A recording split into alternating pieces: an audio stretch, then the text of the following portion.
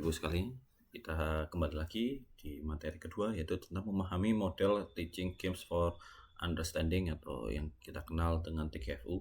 Itu nanti kita akan menggunakan pendekatan taktis untuk meningkatkan keterlibatan dan pemahaman siswa dalam pendidikan jasmani.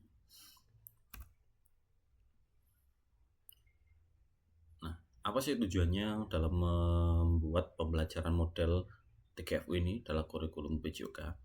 Yaitu kita menghasilkan ada 5 ya, jadi menghasilkan kompetensi taktis dan teknis olahraga atau pendidikan jasmani sesuai dengan kurikulum Merdeka saat ini. Yang pertama, tujuannya pembelajaran model TGFU ini adalah untuk mengidentifikasi 6 tahapan utama model TGFU secara lengkap dan berurutan dengan benar. Nah, yang sudah saya jelaskan yang di materi atau di konsep pertama. Yang kedua, menjelaskan perbedaan mendasar antara pendekatan taktis dan teknik dalam pembelajaran olahraga secara jelas dan tepat. Yang ketiga, menerapkan strategi implementasi TGFU sesuai dengan konteks PJOK di sekolah Indonesia secara efektif. Yang keempat, jadi menganalisis relevansi TGFU terhadap prinsip kurikulum Merdeka dalam pembelajaran jasmani secara kritis. Yang terakhir, mengevaluasi efektivitas TGFU melalui penilaian autentik yang mengintegrasikan aspek taktis dan teknis secara komprehensif. Nah, selanjutnya, bagaimana mengatasi tantangan tradisional PJOK dengan pendekatan kontekstual. Ya, jadi kita di PJOK ini selama ini berfokus pada teknik saja, ya, teknik gerakan tanpa konteks permainan, yang menyebabkan siswa menjadi pasif dan kurang memahami aspek taktisnya. Nah, misal latihan passing sepak bola sering dilakukan tanpa mempelajari kapan dan mengapa teknik itu digunakan dalam pertandingan. Nah, jadi materi ini penting untuk menghadirkan pendekatan TGFU yang lebih kontekstual dan aktif khususnya bagi nanti siswa yang Bapak Ibu ajarkan untuk mengajar PJOK. Di sini ada istilah kunci ya dalam konsep utama model TGFU, yaitu ada beberapa macam yang dimana dari TGFU sendiri yaitu adalah ya singkatnya adalah suatu model pembelajaran permainan yang menekankan pengembangan taktik dan pengambilan keputusan pada siswa.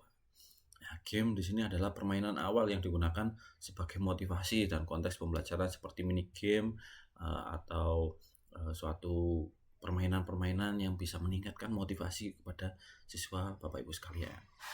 Game appreciation yaitu tahap memahami aturan permainan yang disederhanakan sesuai dengan usia peserta atau sesuai dengan tempat atau sarana prasarana yang dimiliki. Terus tactical awareness yaitu kesadaran taktik dan dalam permainan, misalnya mengenali peluang penyerang atau bertahan, ya bagaimana siswa itu nanti memahaminya, ya bagaimana cara taktiknya, cara bermainnya, ya cara menyerang ke base lawan seperti apa, cara bertahan jika diserang seperti apa, itu di tactical awareness. Terus decision making, ya pengambilan keputusan taktis oleh siswa selama proses permainan berlangsung. Selanjutnya ada skill execution, yaitu pelaksanaan teknik keterampilan yang sesuai dengan konteks dan kebutuhan permainan. Terakhir adalah performance pada siswa, yaitu penilaian kinerja siswa dalam situasi permainan nyata sebagai evaluasi pembelajaran. Lanjut, di sini ada tahap model TGFU dalam pembelajaran yang sudah kita kuasai juga di pertemuan pertama atau di konsep pertama, yaitu yang di awal ada permainan game ya. Jadi ada di permainan awalnya seperti apa. Jadi guru memfasilitasi permainan sederhana untuk memotivasi dan mengenalkan konteks kegiatan kepada siswa. Nah, jadi bagaimana nanti Bapak Ibu mengkonsep suatu pembelajaran itu untuk meningkatkan motivasi yang awalnya siswa itu harus termotivasi dulu untuk melaksanakan ya game atau permainan yang Bapak Ibu berikan. Yang kedua adalah pemahaman aturan atau game appreciation. Ya, jadi di sini siswa harus belajar dan memahami aturan dasar yang dimodifikasi sesuai dengan usia untuk meningkatkan pengenalan. Jadi misalnya kalau bermain bola basket, kalau lapangannya tidak punya lapangan yang seluas aslinya di bola basket, Bapak Ibu bisa memodifikasi ya sesuai dengan mungkin umurnya atau tingkatannya dan sebagainya. Jadi tidak harus menggunakan lapangan sesungguhnya. Selanjutnya kesadaran taktis ya atau tactical awareness, guru mengajukan pertanyaan taktis untuk mendorong siswa menganalisis strategi dan situasi dalam permainan. Jadi memberikan pemantikan pertanyaan untuk siswa biar bisa menganalisis atau high order thinking skill-nya terasah atau berpikir kritis. Terus selanjutnya mengambil keputusan, ya siswa memilih strategi dan teknik secara tepat sesuai dengan situasi dalam permainan yang sedang berlangsung.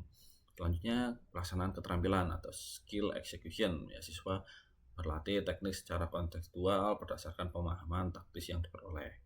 Yang terakhir adalah kinerja permainan atau performance. Jadi siswa menerapkan yang sudah Bapak Ibu jelaskan, Bapak Ibu berikan dan sebagainya. Siswa harus menerapkan dan dievaluasi keterampilannya secara menyeluruh dan utuh dalam permainan real.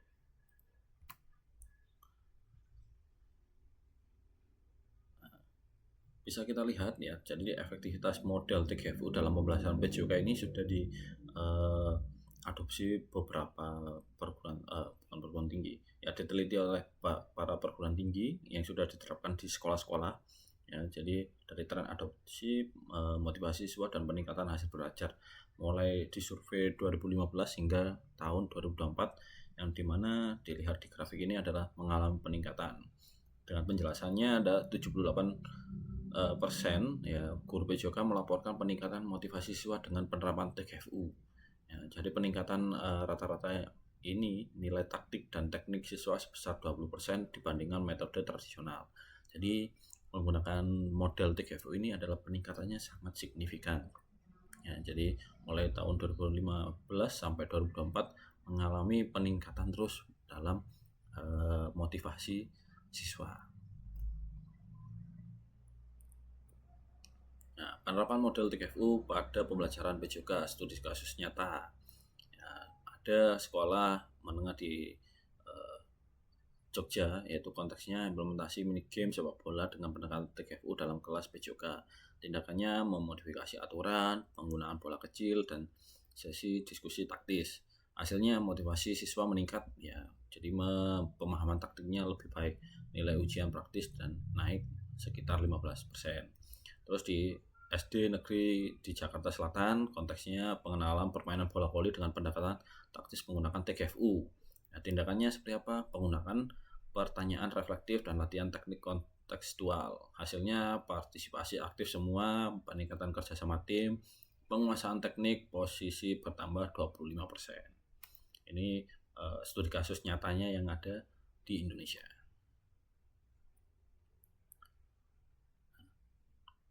Nah, alat, teknik, dan metode pendukung implementasi TGFU. Strategi efektifnya untuk mendukung pembelajaran dan evaluasi permainan. Ya, teknik atau metode TGFU bisa dari modifikasi permainan, ya, questioning approach, latihan teknik konseptual, observasi, dan penilaian autentik.